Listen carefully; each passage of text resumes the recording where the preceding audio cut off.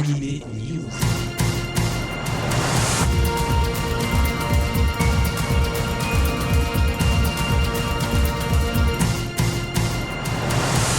Bonjour à tous, c'est Alex sur Générique Kids pour Animé News. Bienvenue dans cette Animé News de rentrée sur Générique Kids. C'est le 239e et j'espère que vous avez passé un bel été. En rattrapage, quelques sorties manga que vous pouvez toujours découvrir. Et puis bien sûr, quelques nouveautés de la rentrée. En partie donc, puisque compte tenu de leur grand nombre, je poursuivrai ces chroniques la semaine prochaine. Voici d'ores et déjà la première partie de tout cela. On découvre ça immédiatement. Glénat pour commencer, alors que cet été, Dragon Ball Super a soulevé les critiques sur les réseaux sociaux, la version animée, je veux dire, l'éditeur Glénat poursuit l'édition des animés comics des films de Dragon Ball Z. Depuis août, dans le 12e film, Goku affronte Janemba et la fusion de notre héros avec Vegeta séduit les inconditionnels de la saga. Gogeta entre en scène, c'est le film 12. Et puis l'animé comics du film 13 est également sorti en août et met en scène Tapion, un héros de légende qui a été enfermé pendant 1000 ans. Mais un monstre avait été scellé dans son corps et forcément, il est lui aussi délivré. Dragon Ball Z, film 13, animé comics, c'est là aussi chez Glénat Manga. Ajin est un nouveau titre sorti pour la Japan Expo. Voici le 2e tome de ce manga signé Gamon Sakurai dans lequel le lycéen Kei Nagai est devenu un Ajin. Alors qu'est-ce que c'est un Ajin ? Eh bien, c'est un être immortel, mais il semble que ce soit bien plus que ça. En tout cas, c'est ce qu'on apprend dans ce tome 2. Et ce tome 2, c'est aussi l'apparition des fantômes noirs, des sortes de doubles des Ajin. Ces fantômes noirs sont appelés les autres, tout simplement, et Gamon part à leur rencontre. Ajin est un titre qui gagne en épaisseur et dont le dessin est une vraie réussite. Le tome 2 est disponible aux éditions Glénat. Glénat, toujours, enfin et encore, avec l'excellent tome 10 de Vertical, signé Shinichi Ishizuka. Il est sorti depuis le 19 août. Sanposhi Masaki, notre secouriste alpiniste, est égal à lui-même, simple, positif, courageux. Aux côtés de Sanpo, vous avez les 5 sens en éveil pour aimer la montagne. Laissez-vous porter par ce titre, toujours aussi généreux et humaniste.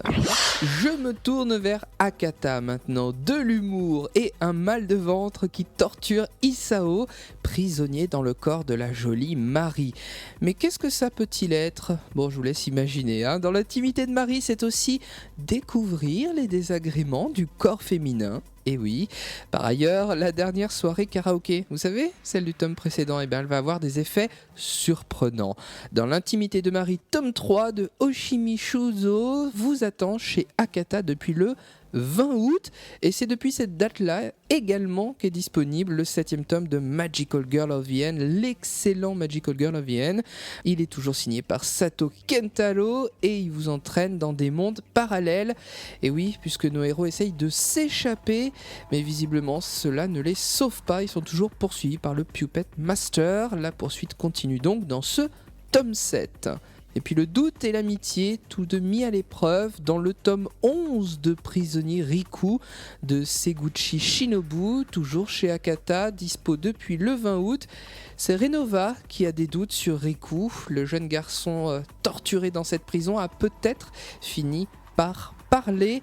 Amitié donc mis à l'épreuve. C'est Prisonnier Riku, tome 11.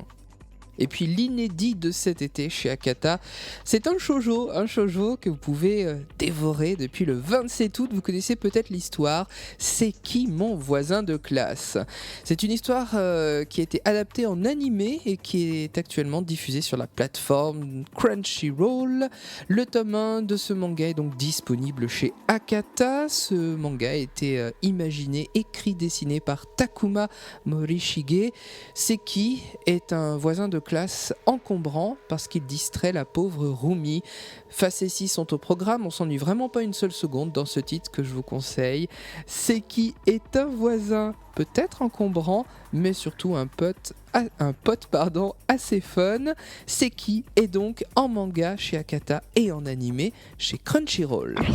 Un nouveau shonen est sorti le 9 septembre chez Doki Doki. Son titre c'est Asebi et les aventuriers du ciel. Il est signé par Taisuke Umeki. C'est de l'aventure dans un monde très haut perché puisque les êtres humains vivent dans des îles qui flottent entre les nuages. Le ciel appartient donc aux humains mais aussi à des poissons dragons.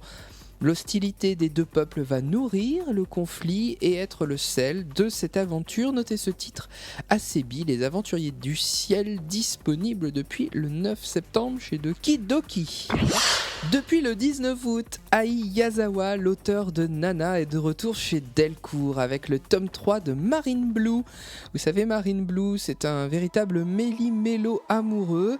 Cet ancien titre signé donc de l'auteur de Nana sort actuellement chez Delcourt et ce méli-mélo amoureux vous attend avec de la culpabilité puisque Haruka culpabilise par rapport à l'accident qu'a eu IPI, culpabilité aussi du côté d'IPI parce qu'il se rend compte qu'il lui cause de la peine. On peut dire vraiment que c'est pas facile d'être un adolescent, pas facile d'aimer, mais un vrai plaisir à lire pour prolonger un peu l'été sous fond de mer, de surf et d'amours adolescentes. Notez ce titre donc, Marine Blue tome 3 chez Delcourt Manga.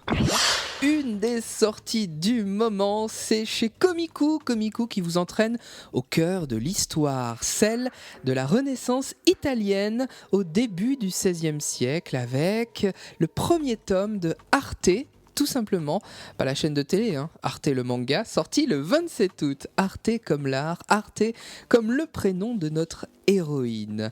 Renaissance des arts, renaissance des esprits et naissance d'une artiste, une femme, elle s'appelle donc Arte, comme je vous le disais.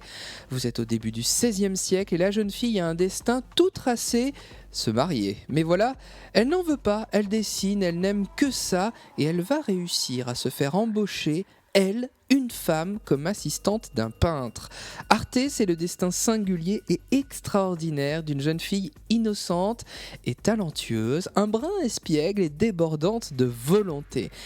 Kei Okubo, son auteur, nous en met plein la vue avec son dessin époustouflant rendant honneur à la Florence du XVIe siècle.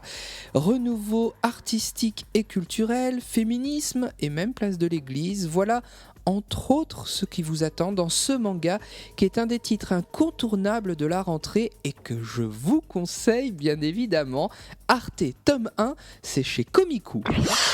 Hide and Seek se termine chez Taifu. Saiji est un médecin dans un quartier japonais et Shuji tient le commerce du quartier. De leur rencontre va naître une histoire, physique dans un premier temps, mais les sentiments s'installent. Un médecin déterminé et un commerçant qui est rongé par l'ennui, voilà un duo détonnant, mais du plaisir à l'engagement, de nombreuses péripéties les attendent. Yaya Sakuragi, l'auteur de Yume Musubi Koi Musubi, signe ici un titre yaoi qui joue avec le lecteur autant qu'avec ses personnages. Les 3 tomes sont donc disponibles, l'intégralité de la série Hide and Seek chez Taifu. Le yaoi, c'est aussi avec un one-shot Only One qui est sorti le 27 août. Il est signé par Moegi Yu. Only One, c'est la rencontre d'un salaryman, un employé de bureau qui fantasme sur un homme chaque matin dans le métro. Bien entendu, ils vont finir par se rencontrer et oh surprise, l'attirance est réciproque. Je vous conseille donc ce titre, Only One, c'est un one-shot signé Moegi Yu. Et un autre de one-shot qui était très attendu, sorti le 27 août, c'est Treat Me Gently Please Akira Story, signé par Yonezu Nekota. Vous avez aimé Treat Me Gently Please, vous allez kiffer ce focus sur Akira, ce lycéen qui craque sur un de ses profs de lycée. Mais voilà, Akira se jette dans les bras d'un briseur de cœur. Akira va vous faire chavirer tant il est touchant, et c'est avec plaisir qu'on replonge donc dans l'univers sensuel de Yonezu Nekota. Notez ce titre, Akira Story, un one-shot donc dispo depuis le 27 août. Et puis, en bref, dans les suites attendues, ce sera pour le 26 novembre, est annoncé Kuroniko la Passion, la suite donc du jeu de la dépendance. C'est un yaoi bien sûr, et il est toujours signé par Sakio Yaya. A noter bien sûr que tous ces titres yaoi, c'est-à-dire boys love, sont à réserver à un public adulte et averti. Pour les sorties et les chroniques manga de la rentrée, la suite ce sera donc la semaine prochaine. Côté vidéo, Black Box va repousser la sortie de l'anime Spice Wolf qui était prévu normalement pour la Japan Expo, enfin en tout cas courant juillet. Spice and Wolf qu'on connaît en manga, édité chez Ototo, et donc repoussé au niveau box DVD. Je vous tiendrai informé bien sûr de la suite des événements, mais bonne nouvelle chez Black Box, des annonces ont été faites, des acquisitions, avec 2 titres, la série de 4 OAV Hybrid Child, sortie des studios Dean et adaptée du manga de Nakamura Shungiku, un manga publié en France que chez Kazé, vous le connaissez peut-être. Et bien l'adaptation en 4 OAV d'Hybrid Child sortira chez Black Box. Et puis un événement pour une série que vous avez plébiscité sur la plateforme Crunchyroll, c'est Parasite, tiré du manga de Hitoshi Iwaki, un manga d'ailleurs qui est publié chez Glénat, un manga assez ancien qui date des années 90 mais qui obtient toujours du succès. Et bien la série animée vue sur Crunchyroll sera disponible en intégrale DVD et en intégrale Blu-ray. Les 24 épisodes sortiront chez Black Box, bien entendu. Là aussi je vous tiendrai informé des dates. Je vous parlais à l'instant de Crunchyroll qui est maintenant disponible sur PlayStation 4, PS3, PS Vita. Alors n'hésitez pas à visionner vos animés préférés de la plateforme Crunchyroll sur vos PlayStation. Et puis Crunchyroll est également maintenant étendu à l'Italie avec un contenu traduit pour nos amis italiens et également avec des sous-titres italiens, bien entendu, ça va de soi. Je vais terminer cette Anime News 239 avec du cinéma, du grand écran, et la sortie de Boruto, distribuée par Eurozoom, une sortie qui a été avancée au 16 septembre. L'anime sortira donc cette semaine sur nos grands écrans. Boruto est le fils de Naruto. Vous savez que Naruto s'est achevé. L'histoire est toujours signée de son mangaka, Masashi Kishimoto, et le film est quant à lui réalisé par Hiroyuki Yamashita. Ce film Boruto sort en VF, en version originale sous-titrée, seulement 6 semaines après sa sortie au Japon. Il dure 95 minutes et voit revenir Sasuke au village de Konoha. Boruto se sent délaissé par son père, il se tourne vers Sasuke pour devenir le disciple de ce dernier. Mais voilà, une attaque cible Naruto qui est devenu au passage le 7e Hokage, et voici que Naruto disparaît.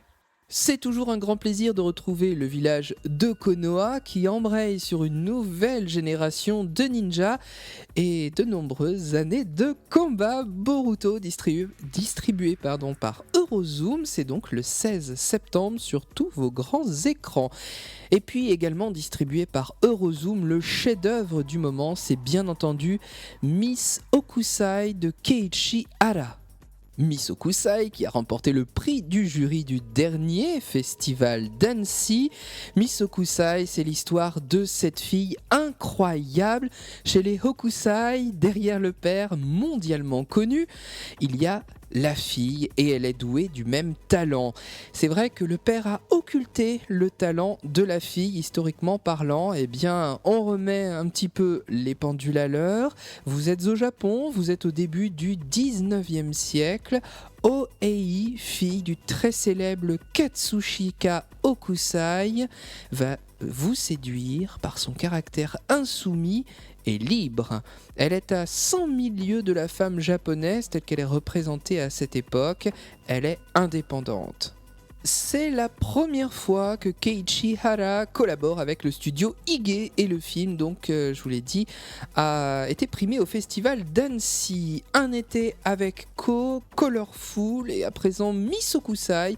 On peut vraiment affirmer que Keiichi Hara est un artiste phare de l'animation japonaise du 21e siècle. N'hésitez pas donc à aller voir ce petit chef-d'œuvre Misokusai au cinéma. Il est sorti le 2 septembre.